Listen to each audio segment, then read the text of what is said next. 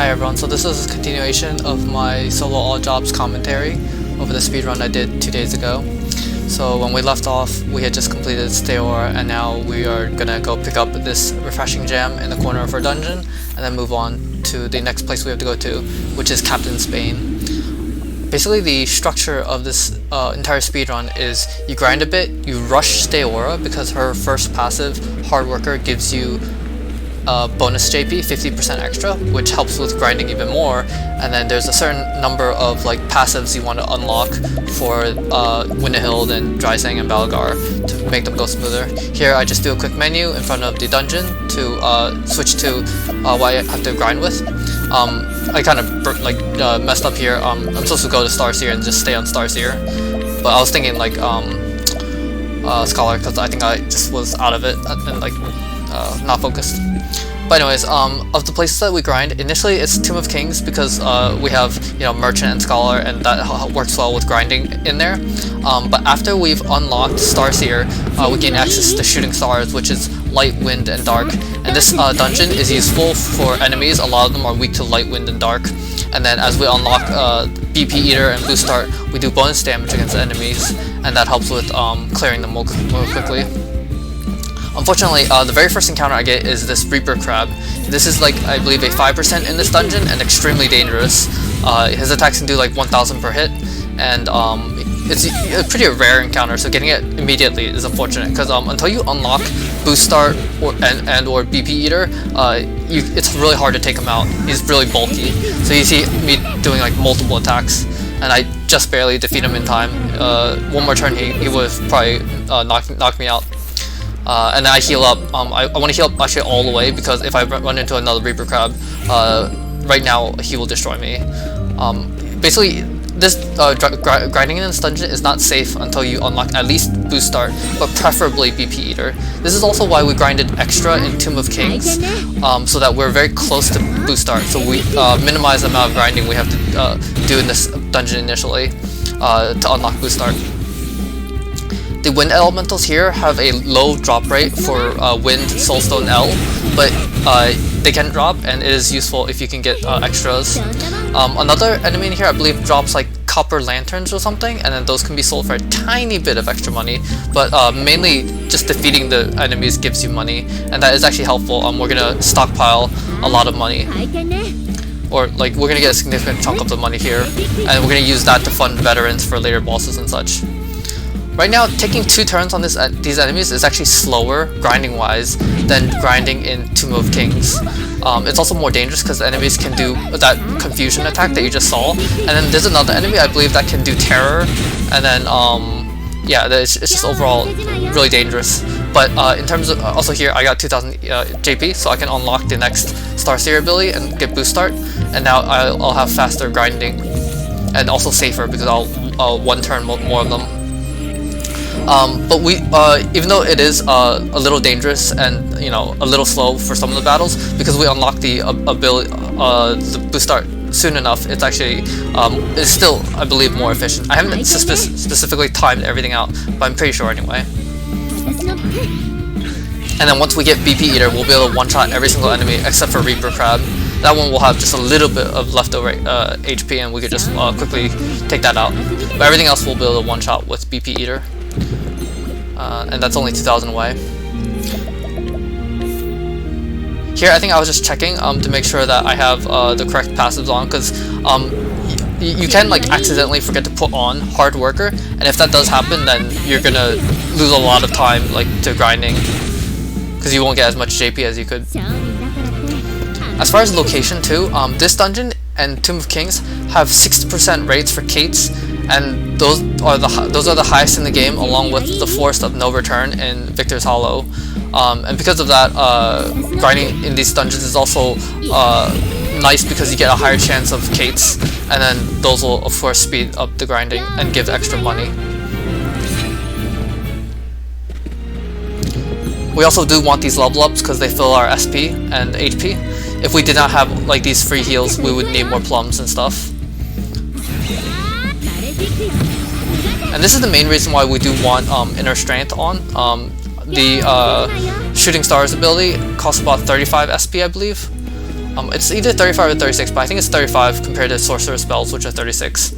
And because it's so expensive, that's why we prefer to have inner strength for the extra 50 upon level up. So you see here, like, I can't one-shot the Reaper Crab, and he also has confusion. And then this is the big attack, Rampage, does a lot of damage. And see here, like, even with another boosted shooting stars, I wasn't able to defeat him. So yeah, very close battle. Here, a trade wins might have finished, but I didn't want to take the chance. Yeah. I did also carefully test these numbers of like the number of grape M's and plums, and you know, as long as you don't get really unlucky, you should get through the game, through the run without running out.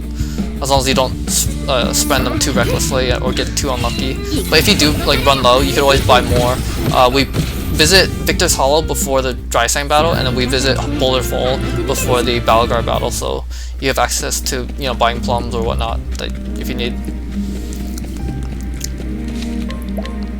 Also, you will be apothecary for later battles, so you can just heal too with that. And here, this is another safety save. We'll be doing a couple of these every so often until we unlock BP Eater. And then if you want, you can still unlock, you could still do more safety saves just in case, because it is not completely, because you could get confused and then they could destroy you. But it's unlikely. But just something to keep in mind. Here, this crab likes to increase its defenses, and if it does that, then normal shooting stars won't defeat it. You have to get an extra BP. And I'm just running around looting the entire dungeon. There's basically a refreshing gem and a pomegranate L, and you want to pick up both of them for later bosses. And then the other items aren't quite as important. Like there's an articulate stone that you can use for selling for an extra 1,800. Kind of unnecessary, but I mean it's like right there, so it's not a big deal if you do want to pick it up. The solo Primrose route actually picks up this item, and then the solo Hanet item also picks it up. Solo Therian also comes here specifically just for the pomegranate L. Okay, so here I think I wasn't paying attention because I was close to the chest, but if you looked, I actually reached 2000 JP, and I was supposed to learn BP Eater now, but I didn't. I wasn't actually punished that badly because this is an easy encounter. You always break the front urchin, so even though he survives, you could just defeat him immediately. But if I had BP Eater, I would have just one-shot. And also, one-shotting these enemies is important because you get the domination bonus, which is an extra 10%, and that does add up. I think that here I realized that I didn't have it, and I learned it and put it on. And the thing you want to take off is heightened senses because you don't. Well, getting surprises is not like terrible, but you don't need it anymore because you just one-shot everything. And it was only 10% extra surprises anyway. So we one-shot everything except for Reaper Crab, as I mentioned. So unfortunately, we just have 4-slot syndrome. Like there's a ton of stuff that you would like to have on. Like it'd be nice to have Hale and Hardy for extra safety, and heightened senses and stuff, but actually heightened senses at this point would lose time from seeing the text at the beginning, but it's not terrible if we could have more stuff on. I did think about some stuff I did want to talk about while we did this grind. The first thing was the Steora fight. I mentioned about how we do the AI loop glitch on the Steora fight, but I didn't actually mention what happens if we do not, and why this is the method we use to fight Steora. I suppose I can also talk about why we do Steora first. Well, that one's a little obvious. You want Starseer for Hard Worker. Between the other 3 bosses, Winterhill does a lot of damage and a lot of attacks, so you do want to unlock Divine Aura from the Starseer class before you fight her. And that blocks 25% of attacks. And I don't know if anyone has. Okay, you can do it. Hanek can do it.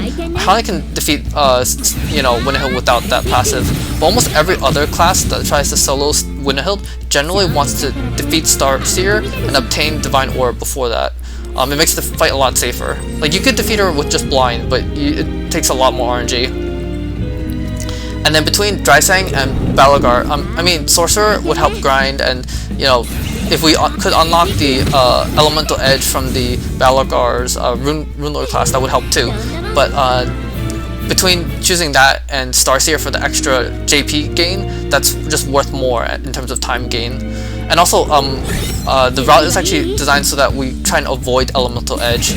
Elemental Edge is the 4th passive in the Rune Lord class, and it's extremely helpful. If you learn this in a passive, in a solo, it makes Drysang and Stair pretty much free-ish, or like, you know, a lot easier and a lot more manageable. Any character that's not Tressa, Therian, or Haunted basically requires it to get through Drysang and Stair kind of smoothly, pretty much. We basically skip the grind for it because it's like 10,000 JP, which is way too much to, you know, try and unlock that and Divine Aura. It's just so much. And then we can't use Elemental Edge against Winnehill because we just don't have the slots for it. Although it would help a lot with doing extra damage. It's basically a permanent Peacock strut and a permanent Sheltering Bell. But anyways, to go back to my main point, we do Stay Aura first because Stay Aura gives the extra JP bonus. But the reason why we want to do the AI loop glitch is that at halfway, if you do not do that glitch, she does an attack called Ethereal Healing, where she heals like 17,000 or, you know, some ridiculously high amount of HP. And then every single turn after that, she heals like 3,500 HP, like permanently.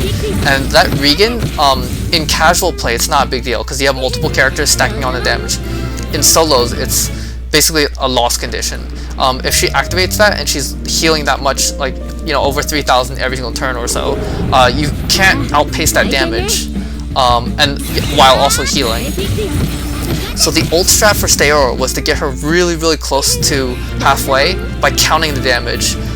Like you would write it down, or use Collect or Analyze or something. And then right below halfway, you set yourself up to do a whole ton of damage. Like Ophelia would set up Alfrix, Cyrus would set up Alphins, other characters would set up other, Primrose would be using Sorcerer, so she would set up Drysangs, and then that would just add just that tiny bit of extra damage, and then you just commit to a hard attack, and hopefully you can do enough damage in that burst that when she activates Ethereal Healing, she's already really close to losing. And then you just finish her off with like a Patience and Revitalizing Gem and extra Sorcerer spells. And usually you would pick offensive passives, like you would unlock Sorcerer first, and then you would use like Elemental Aid and Elemental Edge or something, and then that would increase your damage greatly. But it would use a ton of jams and just be a lot more RNG, whether you can get good turn order and good RNG to defeat Stay Aura in time. Before her regen kicks off and like heals more than you can do damage.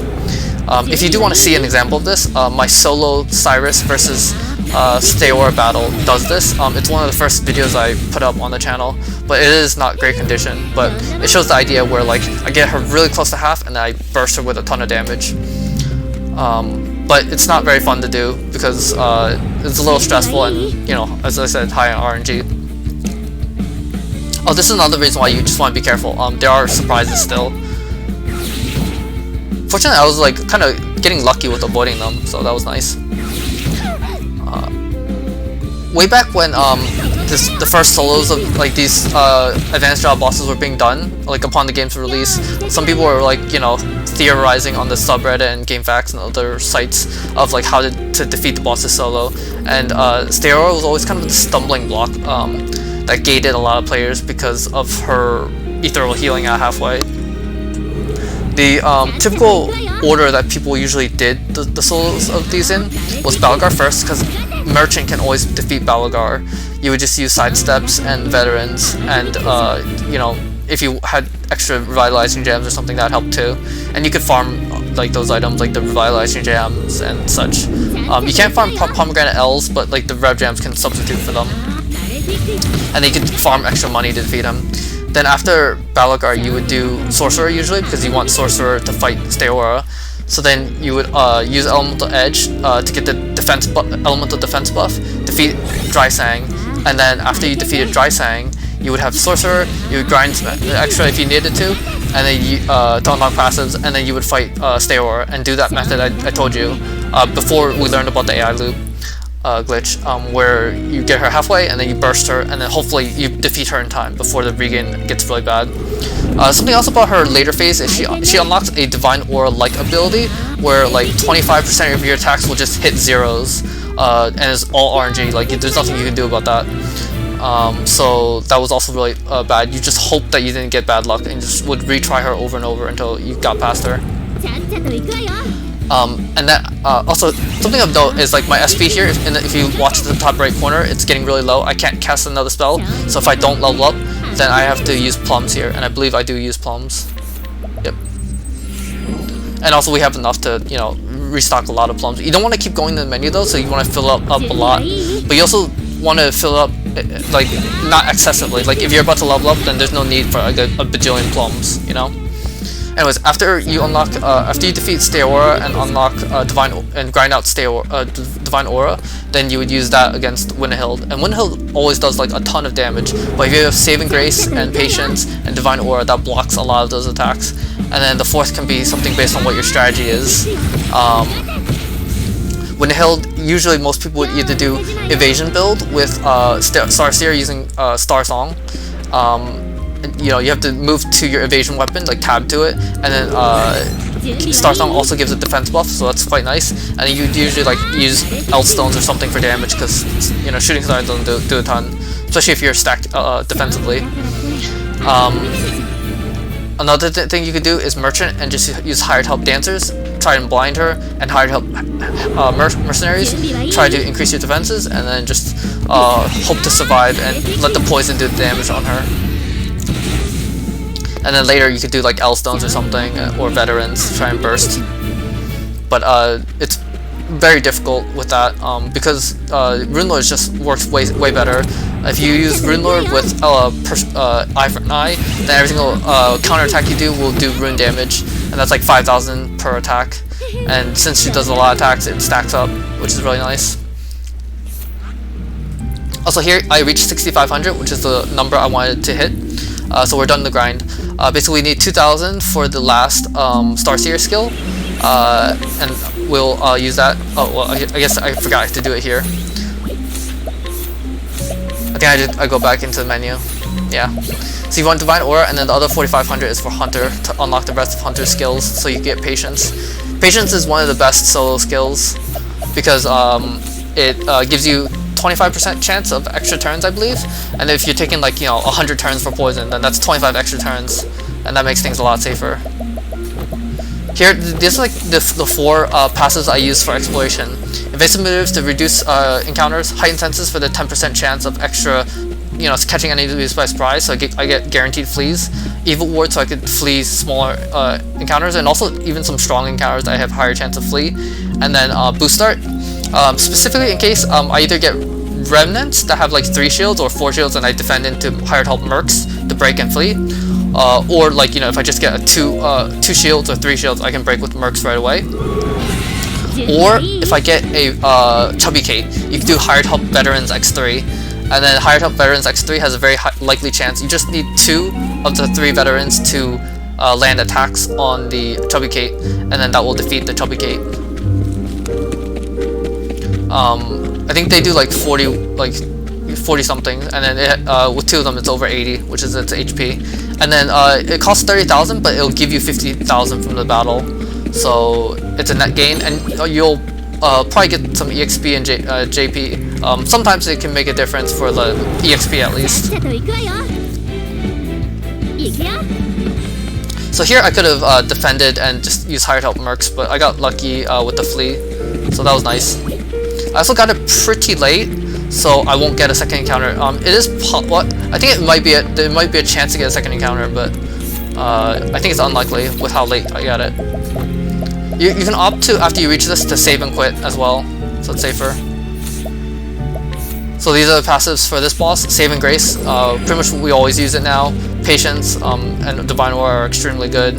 And then the fourth one was actually I'm blanking on the fourth one right now. Save and Grace, Patience, Divine Aura. I think Hail and Hardy, yeah, for the extra HP. Because we're using Empowering Bracelets for Empowering Bracelet plus Necklace for 1,500, and then Hail and Hardy gives another 500, so it's 2,000 extra HP. and because of that, we'll basically be able to you know, always be put under with one sorcerer spell usually, below our maximum that is, and then we can immediately heal above our maximum and overheal. The old strat for this used protective bracelets for the elemental defense, and would only have like 4,000 HP or something.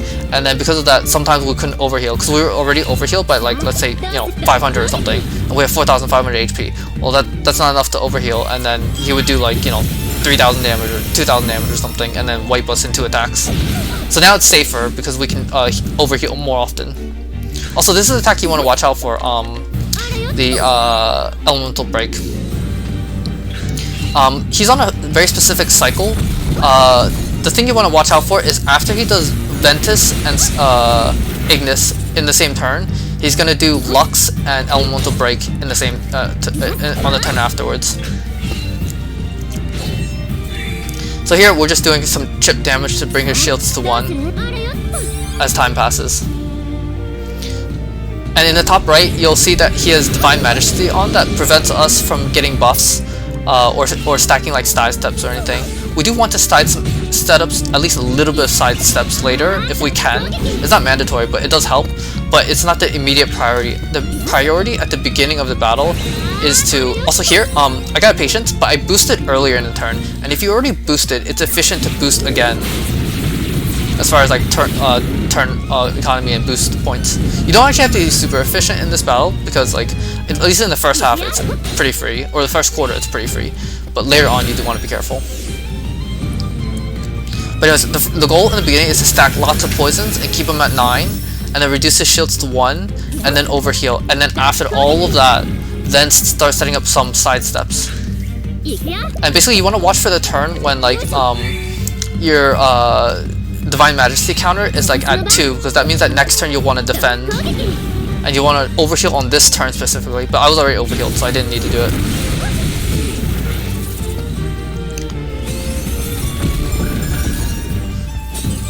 So yeah, I believe next turn he's going to do Shadow and then Steel SP. That's his cycle or so. Yeah. Yeah, this is his Steel SP, and then next attack will be Shadow. In my notes I will link it. Yeah, this is the Shadow attack. And then next turn after that he's going to do Divine Majesty and then attack. Yeah, see, this isn't the most efficient in Poison, but there's actually not much to do, you're just waiting it out. And you don't want to use it. Also, you know, I defended here so I could go first before you use Divine Majesty. That does let you set up side steps for safety for later on. So Ignis here, he's going to do Ventus next, and next turn will be Elemental Break. Elemental Break is the most dangerous ability he has. It does, you know, up to like 1,000 something, or up to 3,000 if you're debuffed and he's buffed. And it does elemental attack, so you can't sidestep it, unfortunately. This, you have to reflect this if you do want to like block it, but otherwise we're just tanking it and hoping that Divine Aura procs. And because we have elemental defense down from that, he does way more damage, like the 300s to the 500 per spell attack. It's pretty dangerous, so just keep it in mind. And if you need to, you should defend or you know, overheal. And don't be afraid to use jams too in this battle.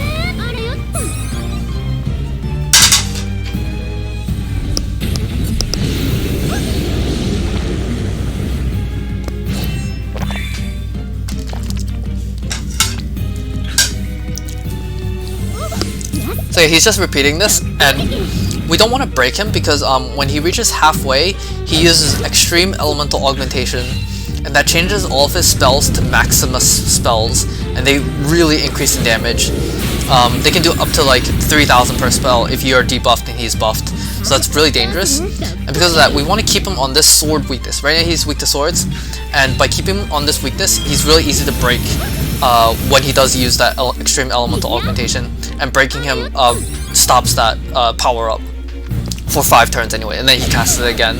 But by then, because we used veterans and we have him at least at halfway, we can kind of burst him-ish toward the end, and it becomes safer. Unfortunately, because of that, the battle is kind of slow because we're just waiting for 50 turns of poison to proc. But I couldn't find a much better solution. You could use veterans for the first 3 shields, and that would maybe speed things up a little bit, but I was just trying to save money for Balgar and such. Here I'm defending because I can see that the Divine Majesty is going to run out, and I want to sidestep again, as I mentioned, to increase my sidestep counter.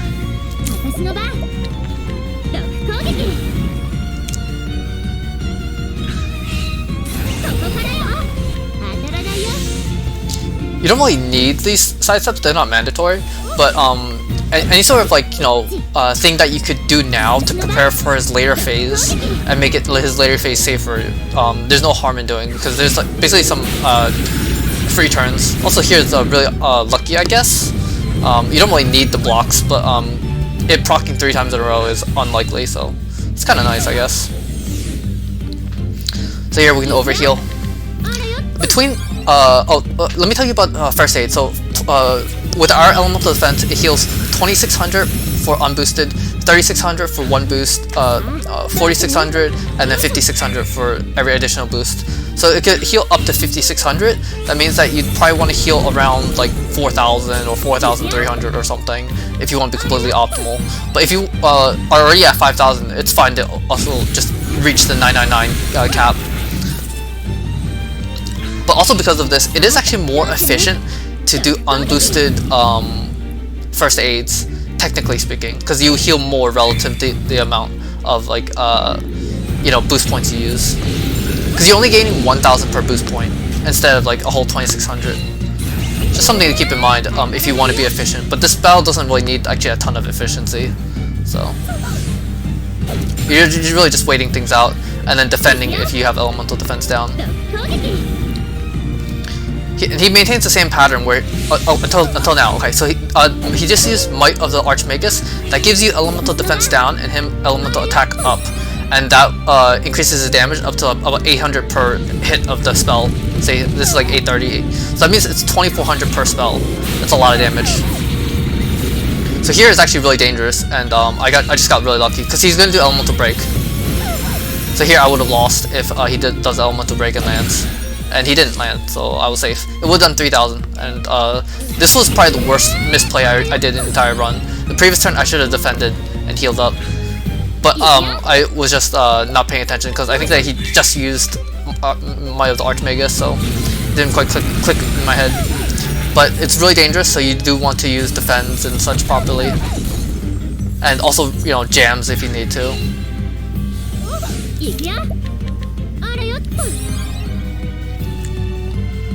But this does mean that he's taken at least 25, you know, % of damage of his health.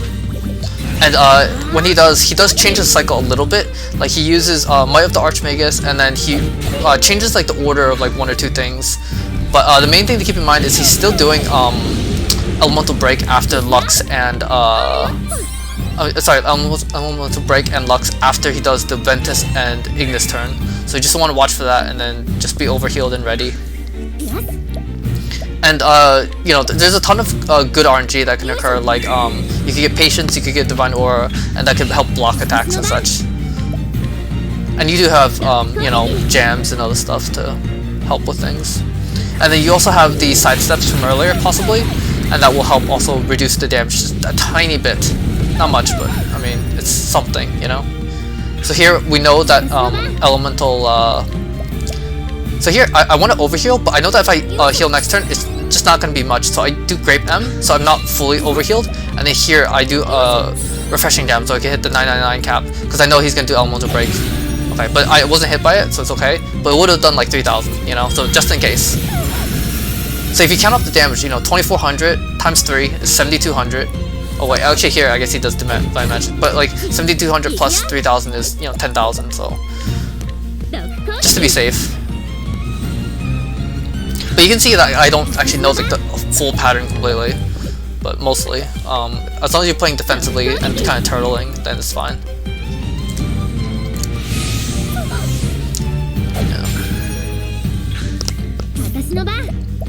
Most people who do solos of Dry Sang will have defeated Balgar first to get Elemental Edge, and then you have permanent Elemental Defense up, and that helps a lot with his damage, but unfortunately we can't.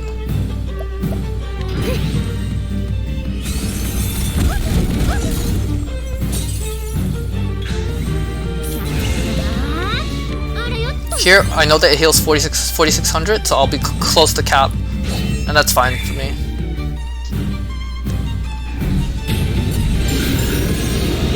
And again, we're just waiting for halfway, and we will occasionally want to check with collect to see how close we are to halfway.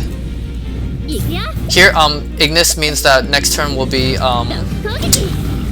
Elemental Break, so always keep in mind Elemental Break. Later in the battle, there is a point when he could potentially do 2 in a row on one of the turn orders after he's, you know, unlocked Extreme Elemental Edge. I mean, Extreme Elemental Augmentation, so it's something to keep in mind too. Wait, I guess his pattern doesn't have it here since he switched patterns. But.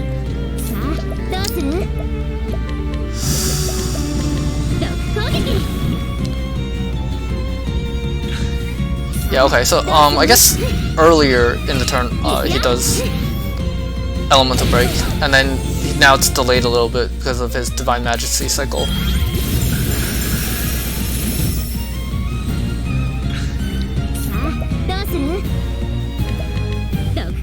So yeah, here I'm just keeping up in poisons and poison because when we enter his halfway point, I might not have as many turns to keep on the poison. So I want as much poison, you know, stacks leading into that as possible.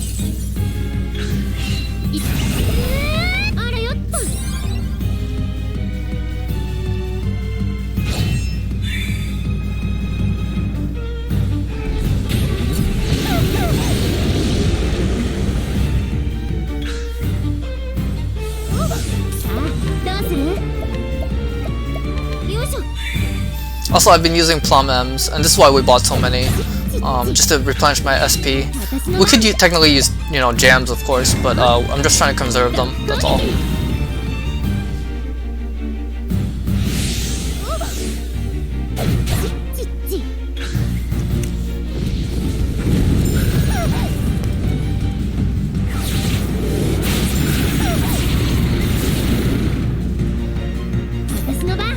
So here I do want to start getting my BP up because I want 5 BP when it comes time to break him. That way we get maximum number of veterans in on his broken turns. And if you get, like, you know, patience, you could potentially get even more. But depends on luck here. Yeah, see, so this is the thing we're really scared of, the 3000 attack elemental break. So very powerful and dangerous.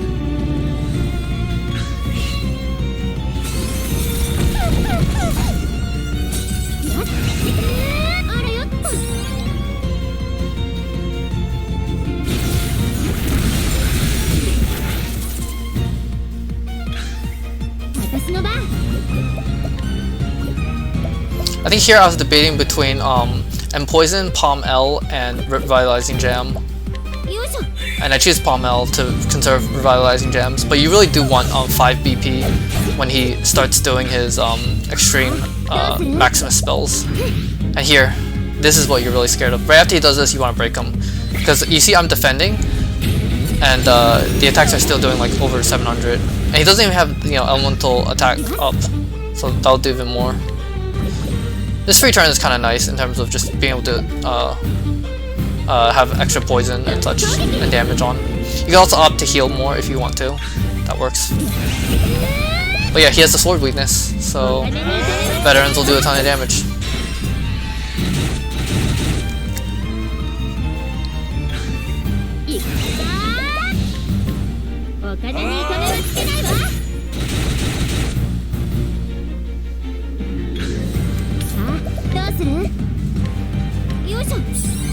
Here I rev jam to have max HP, but also to be able to use veterans again, because he's gonna keep his sword weakness for just this shield set.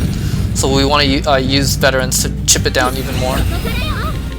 And having the rev jam means that we can be max healed for his spells.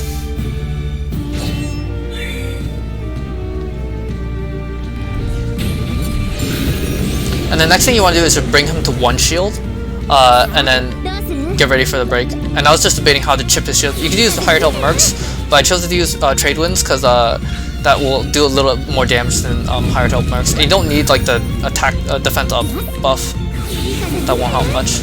So in theory, if you had like a ton of money, you could even use like, you know, higher health vets X2 or something, or vets X1 twice, but that's really expensive and you won't do as much damage as usual. So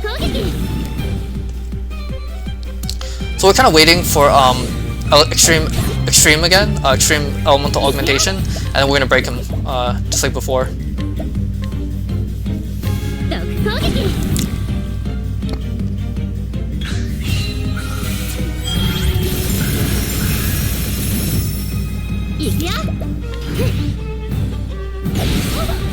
So this was unfortunate, that the timing of the attacks and such, because here I would like to break him, but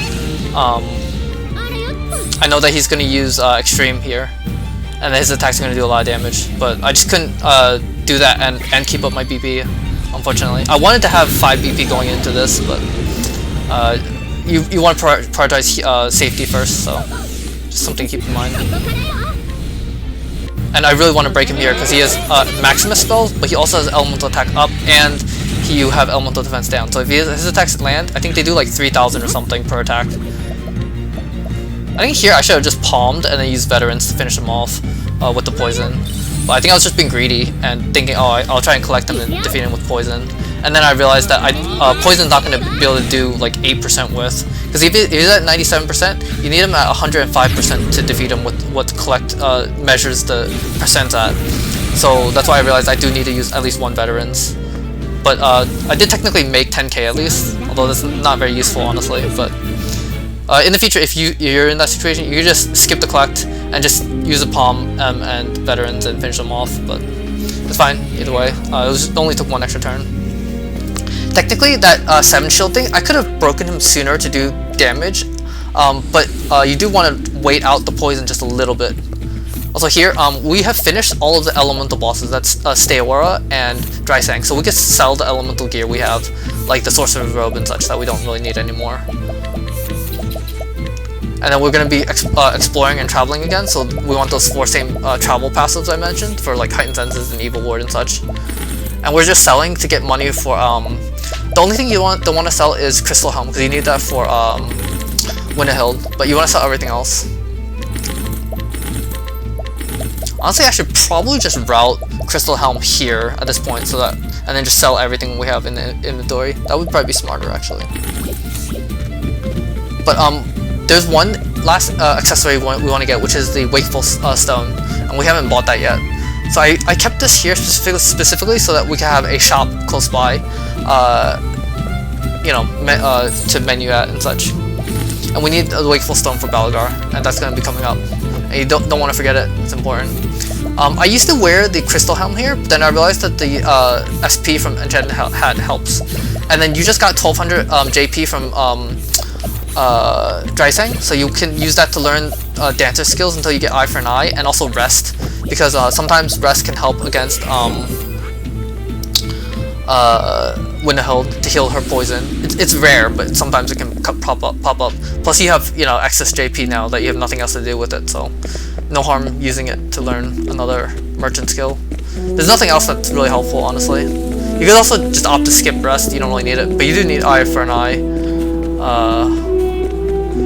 The next 2 physical bosses will kind of hinge upon Eye for an Eye breaking them, or at least doing damage, you know. So yeah, as far as Drysang fights go, I got pretty lucky in that one, honestly. On that one turn when Elemental Break was going to hit and I was going to lose, Divine Aura procced, so I just got really fortunate there. But if you do mess up the fight, you just restart it, unless you're going for the speedrun, in which case, I mean, it's a hard fight no matter what, so. If you just practice it though, he does have you do have a high win rate with your resources and this route. If you want to guarantee this in a solo, then do Balgar first, and then use Elemental Edge, but that takes a lot of grinding, so. But in exchange, if you do get Elemental Edge, then you can also grind out Balgar's Blade, and Winterhild is free. Ish. Mostly free. Like, super easy, so. It's ironic that she's already the easiest of the group that we fight, so. So if you recall, when I was in Drysang's dungeon, I fleed from a similar encounter and I got the flea. So that's why I chose the flea here. but unfortunately, I got bad attacks and they knocked me out. This is unusual. Usually you can survive. In theory, you could opt to keep the empowering necklace to have extra HP, but you're very likely to, you know, survive or flee.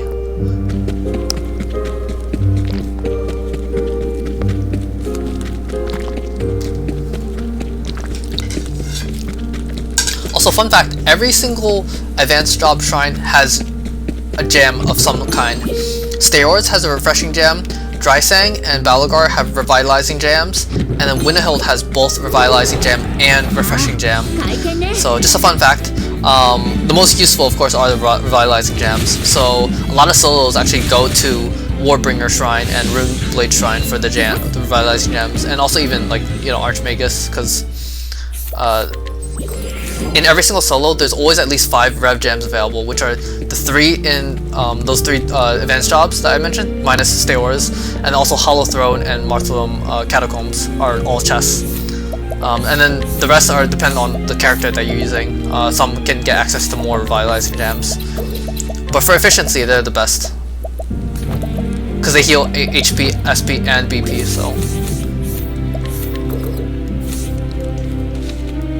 So yeah, here I just full healed everything. Also, you might have noticed that I didn't really heal SP going into Steor and Balagar here. That's because I used jams on turn 1 of Steor and Balagar. Also here, I'm going first next turn, so I figure I'll just break them. Also, I don't have Evil Ward anymore, so my fleas are not higher chance. So I want to just break them and flee. I probably should have just save and quit or something to be safe, or yeah, honestly, maybe. But it's not too bad, as long as you heal up before the battle. This will be another long, drawn-out battle with poison, unfortunately, so. You can also do this with just, you know, mercenary, with merchant plus something else, you know, like sorcerer or something, but you really want the healing from, no, you want the poison from apothecary. Also, the most important thing is to use Death Cleaver to go. Here, I think I should have palmed and then started sidestepping, but I just started sidestepping. But it would have been better to just use the palm. But yeah, it's important to go to Axe so that you're attacking his Axe weakness. At 25%, he unlocks his bow weakness instead, so you have to switch to that for a little bit, and then later he switches, he unlocks everything, so you can switch back to Axe. Axe just does the most damage because it can poison, and also it has very high attack. Death Cleaver has like 381 attack or something, and also really high crit too, so like 100 crit or something, so very useful. So throughout this whole entire run, every single town I've been going to, I've basically been buying every single Pomegranate M and every single Pomegranate L that's close, at least somewhat close by. The only one that I kind of skipped was in the Lock of the Lost King. There's a Pomegranate L because I didn't want to do the screen reset for it, but you could have done that one too. And that's specifically for this boss because he's susceptible to sidestep. If you just use a ton of them, you can build up a nice buffer of them and then keep up poison. You might be thinking, oh, we should just use hired help veterans to do damage. In terms of actually BP efficiency, it actually does. You actually do more damage with poison than veterans. Every single poison tick does. Wait, is that right? I'm trying to think. Yeah, okay. So every single poison that you use is 2 ticks of poison. Alright, and every single one of those, every single tick is 2,000. So in a single poison is worth 4,000 damage.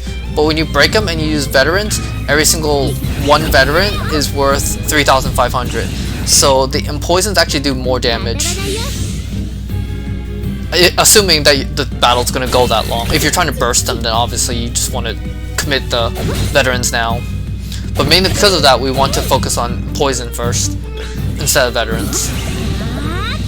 Also, you know, by doing this, we save money and don't need as much money. A lot of this run is basically like, what resources do we need to conserve for later bosses and for equipment and such. Because, like, obviously we could use a ton of money right now, but it's not, you know, the most efficient for what you can do. And because we have Patience and Divine Aura, we're very likely to either block attacks or get extra turns in against Balagar, and that helps us do extra damage. There's also something to keep in mind. There's something called the double poison glitch, and I did not proc here, unfortunately.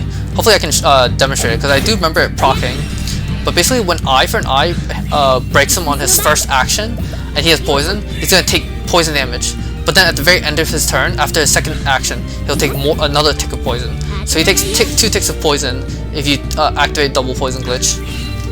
So that is actually helpful and nice for just a tiny bit of extra damage. And I have a video on explaining it. Thanks to Doid. Shout out to Doid, by the way, who was the one who you know, tested all that and such. They're a very good glitch hunter, and I recommend their videos if you are interested in Octopath glitches. They also have, I think, multiple world records in the glitch categories. So yeah, something else that's nice about Divine Aura is that it procs before sidestep. Like if it took sidesteps away and then it procced, it would basically be kind of useless for this fight. But because it blocks it first and then it checks for sidesteps, sometimes we could save the sidestep. So that's really nice.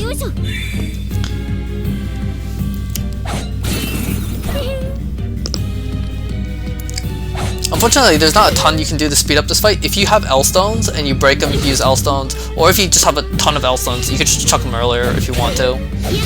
But actually what we really want is to accelerate his phase when he... Also, here because I did sidestep, if I do get a Patience proc, I will... Okay, I didn't. I would always boost again if I did. But you want to accelerate the phase when he's in bow more than anything else, because that's when you do the least damage with your Eye for Eye. Because Death Cleaver has a 5% chance of poison and also just does slightly more damage. So if you can accelerate any phase, you'd rather accelerate the bow phase slightly. And also the very end phase, the last 50%, his runes do less damage, but he unlocks Rune Lord's Resolve that takes 6 side steps, and then because that's so many extra side steps, you want to accelerate his last 50% as well. So. Also, we want to use Palm M's first and conserve Palm L's for the later parts of the battle, because we might need the Palm L's. I bet here I try for double poison. Okay, I don't. Alright. I know that there's been some points when I did try. So, also, if you saw there, Death Cleaver procced the 5% because I just got extra poison ticks on them. So that was nice. And I have excess L stones, so you can chuck them to speed things up a little bit.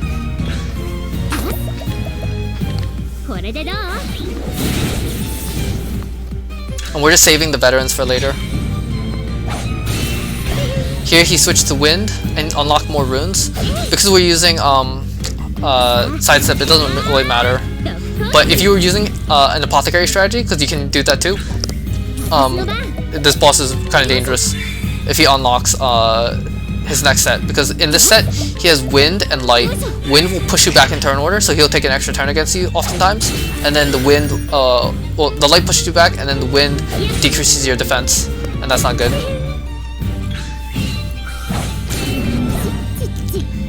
He'll do boosted damage with all his attacks.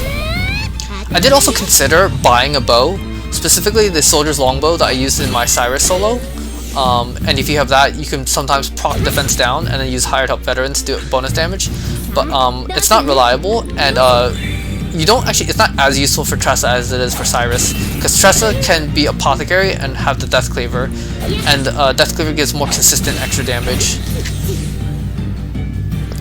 So I would rather just use Death Cleaver over the bow. The bow's probably better if you are about to commit vets, but it's also just not reliable to time your attacks and such. Cyrus, the only thing he can switch to is bow with apothecary, so like he can't use axe as a merchant, you know. So, but it's something you can consider too. Like if you want to get the Soldier's Longbow in Stoneguard, you could buy that from the shop and use it here.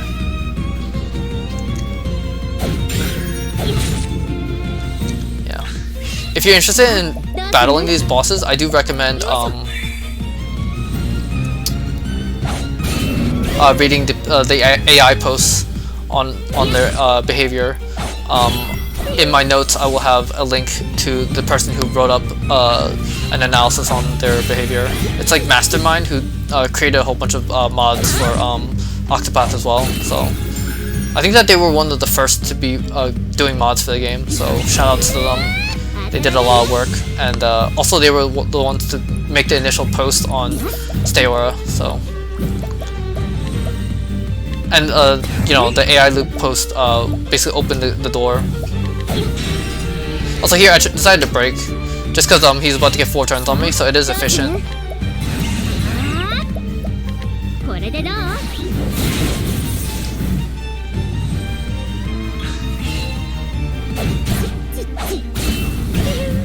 Basically, if you can use one of your actions to make him lose 4 of his actions, it is technically worthwhile.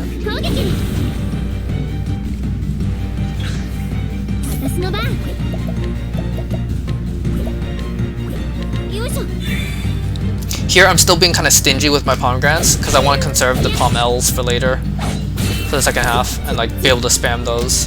In my practices there were times when I did run out of pom Ls, and then I didn't want to be using pom Ms because pom Ms are usually BP neutral, but here they are efficient because you have Divine Aura and Patience, but you still would rather use pom Ls in the later phase.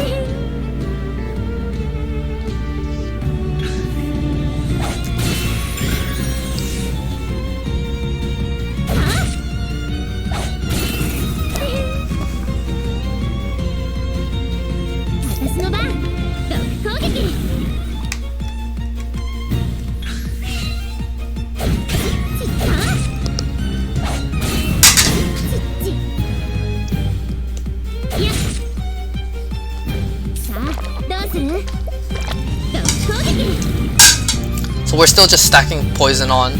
I will probably be healing with the plum soon, I think, to replenish my SP, I suspect.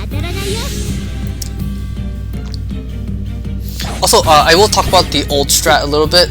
We used to actually use endless items here so that we could conserve more palms, but then in my test, like, I ended up not using a ton of palms against Winterhild or needing them, and then I'd rather just have Saving Grace because it makes the battle safer if you have at least a little bit of overheal. In the later half of the battles, he can unlock Rune Lord's Resolve and hit you with that and take away 6 of your sidestep stacks potentially. Here I'm committing to damage now because he's almost at halfway, so I use Clerics for just that tiny little bit of extra damage when I'm breaking him, and I use Veterans.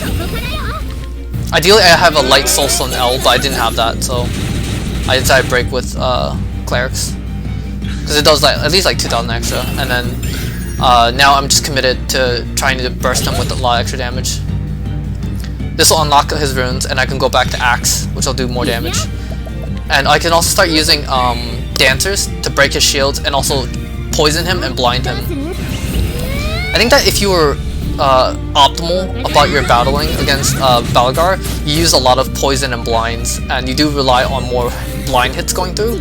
But when in my testing, I don't like it that much because it's unreliable. Using it a little bit is okay, but it's just very hard to balance. Also, when this happens, all the elements are united. He's going to use Rune Lord's Resolve, and that's going to do 6 hits. Also here, I don't think I should have Plum M'd. I should have palmed, but oh well.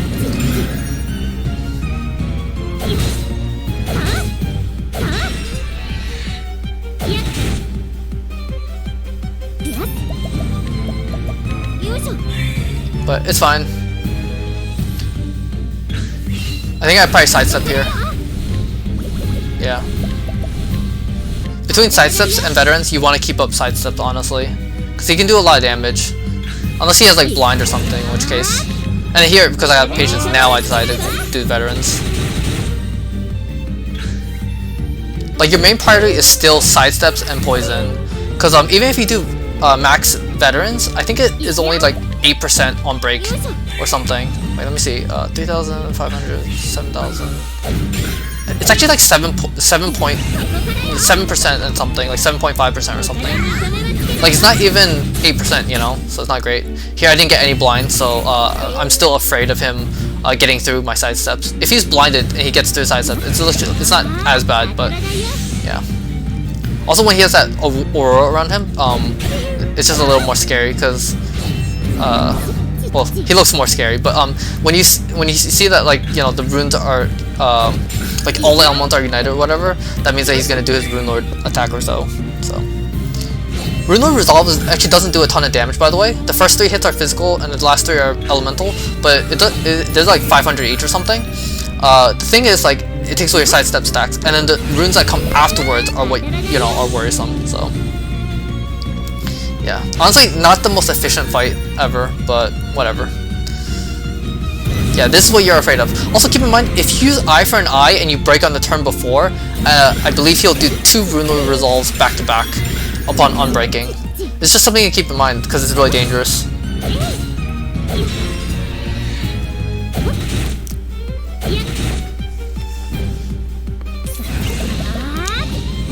And here I'm ready to commit to damage, basically.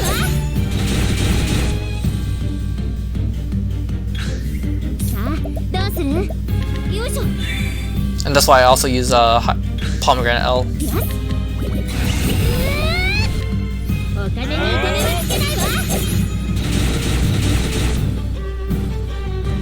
Yeah, unfortunately it just doesn't do a ton of damage.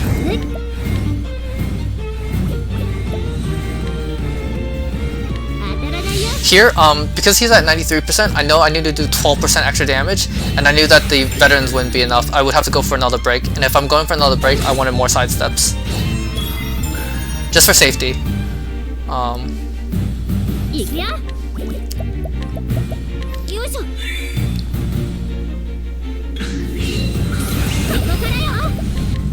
Also, at this point, I probably didn't need to use dances. I could just use axe, honestly, because I have enough poison. I just need to break them and use veterans, really.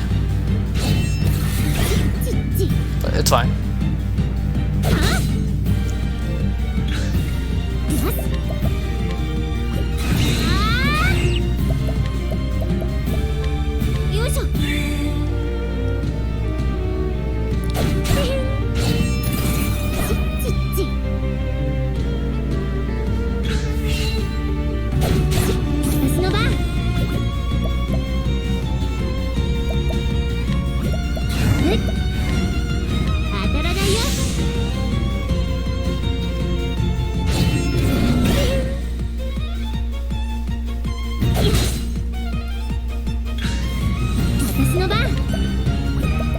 Yeah, here I think I was hoping for a soul stone or something, but I didn't have it, so break and commit to damage.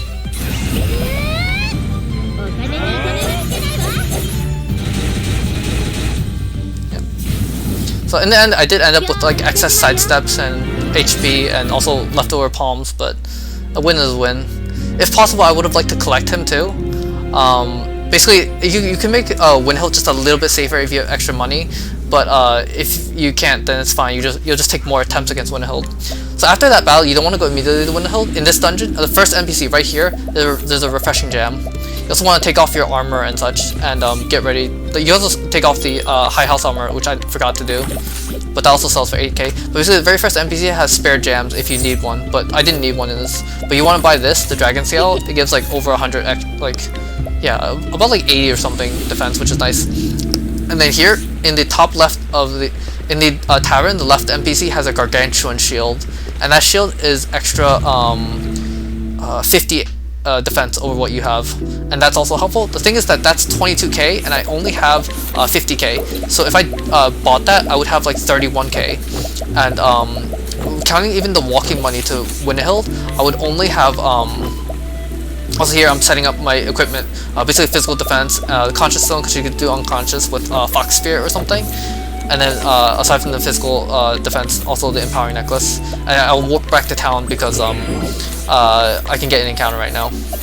Rune Lord's the final class you need. But basically, if you bought the gargantuan shield in the tavern right now, you would have like 30 something k, and then that's enough for dancers, but it's not enough for veterans. And if you do have enough for veterans at the very end, it does potentially help you, because sometimes you want to just do an extra bit of chip damage while cutting through her shields for breaking, and then veterans is helpful for that. If you don't have enough money for veterans, you can just use mercenaries. It's just you won't get that extra damage in. But sometimes the mercenaries can be better in case you do need to set up defense. But it can, you know, vary and such. Here, I wasn't getting this in the past because I didn't realize, but yeah, there's a refreshing gem right here, so you want to get this. And then there's also a revitalizing jam we're gonna get in a second.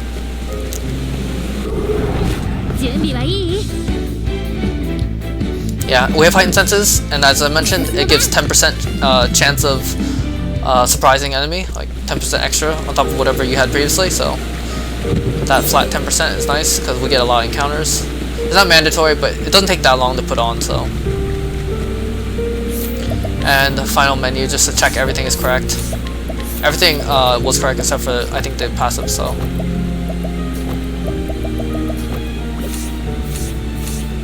Not the most efficient menu, but it works. And Rune Lord is the best class against the War Master class, so. Anyways, that Battleguard fight, not the most efficient, and I didn't play it the best, but you get through, and that's good enough. As long as you get through with jams and stuff, and you didn't use a ton of resources. If you do need to use revitalizing jams or something, it's okay. Like, it's possible to get through Windhill with less. You just need better RNG and such, depending on how previous fights go. But in this, we actually entered this fight with 6 and 6, which is higher than average, which is really nice. In the old fight, we would use dancers right away, but now we use mercenaries.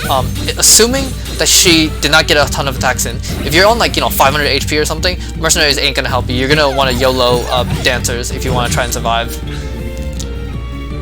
But if you do have HP, in that case, you want to just use hired help mercs because it's more consistent. It lets you survive multiple turns, and then afterwards you want to get up dancers. So dancers, every single extra boost of dancers increases the chance of every individual dancer. So max dancers, dancers X4 has 76% chance of blinding or any sort of status really. At least 76% chance.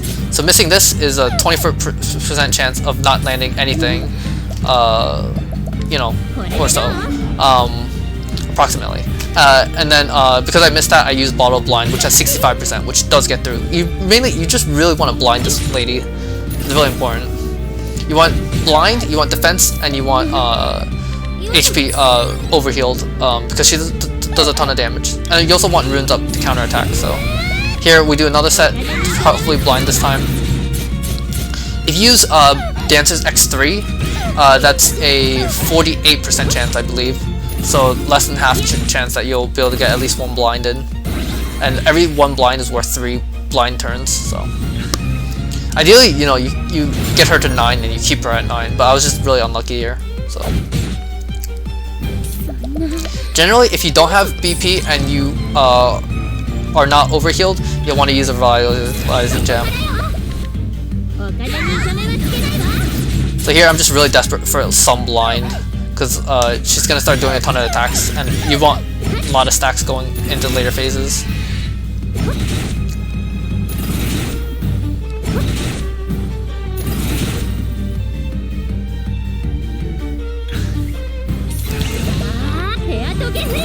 And between defense, you see I have 1 turn of defense and 1 turn of ice. You'd rather prioritize the ice here now, because you really want damage in later phases, but it was dangerous. So luckily I just barely survived. See, if I had worse, if I didn't have that dragon scale, I would not have survived actually, because each of her attacks would have done more damage. So, and here I have to heal because poison's gonna defeat me if I don't heal. So. But one thing that's kind of nice about having poison, because we can't have the antidote stone, but we can use that to overheal, basically, because sometimes it'll tick us below our overheal, and then that's kind of nice. I would like to do more blinds, but it's important to get mercs back up. This old strat didn't use as many mercenaries, and then I was watching Fuda run this, and he was using, I think, more mercenaries in his battle, and I realized that I should just be using more mercs, because the defense up is helpful as an extra shield. It's just that because of that, we use up more revitalizing jams and stuff.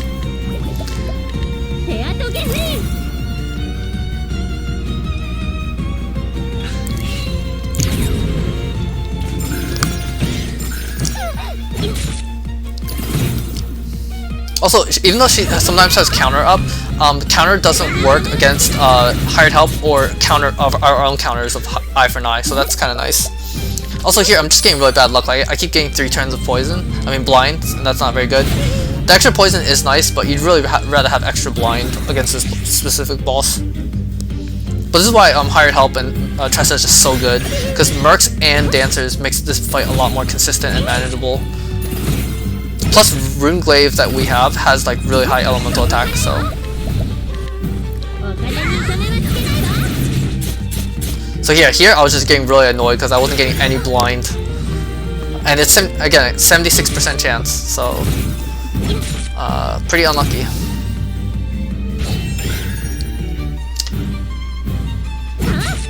Guardian Lion Dog is not like that big a deal, but the attack we want to watch out for is this attack, Keeleen.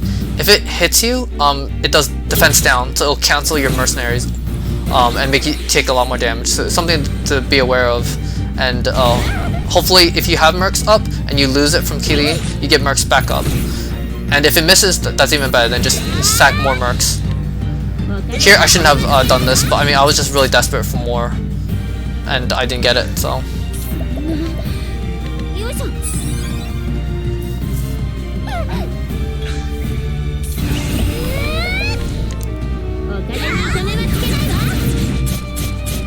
Yeah, so finally I got some more poison.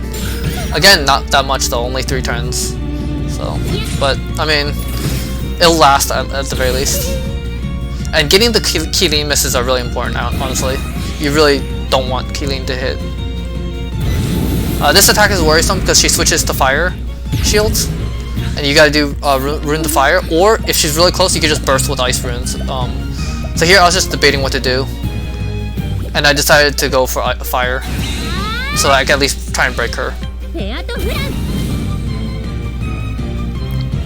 I can use either veterans or hired help mercs. I decided to go for mercs here because I want extra defense, because my defense stacks are going to run out. And if I have just that extra 2 turns, then I will have defense going into her unbreak phase. So. But fortunately, I actually got a lot of procs of Eye for an Eye, and that's going to do a ton of damage to her. So each of these is 8,000, and that's about like 4% each, which is not like a ton of damage, but it adds up when you do like 3 of these. That's 12%, you know, plus 2 poison ticks, because I think she got double poison here. Yeah, this is a double poison glitch. So then, because I saw she was at 100% collect, that means that you know, if you do 8% extra with 2 of the pursuits, then that's enough damage to knock her out. Each of those 8,000s was like 4% or something like that. So at 100%, it would reach 104%, and she's KO'd at 105% approximately. So, and that is solo all jobs. It was honestly a little tiring on my throat to commentate all that, so I had to split the videos, and also just easier on me. But I hope that was informative and interesting. If you have any questions or comments or anything, or if you did this challenge of your own, or a challenge with a different character or something, feel free to post below. I'd be curious to hear about it or anything. Or if you want to run this and you want, you know, you have questions, go for it. You can feel free to post or message me or something. But I hope you enjoyed, and thanks for watching. Take care. Have a nice day. Bye.